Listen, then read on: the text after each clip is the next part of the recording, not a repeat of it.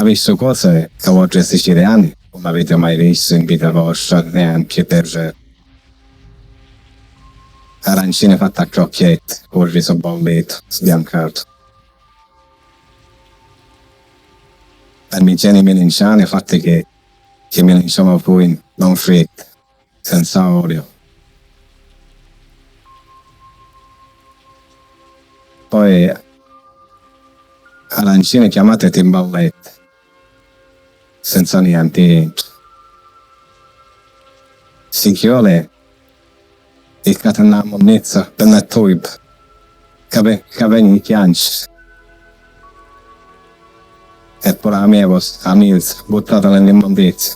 Una tragedia.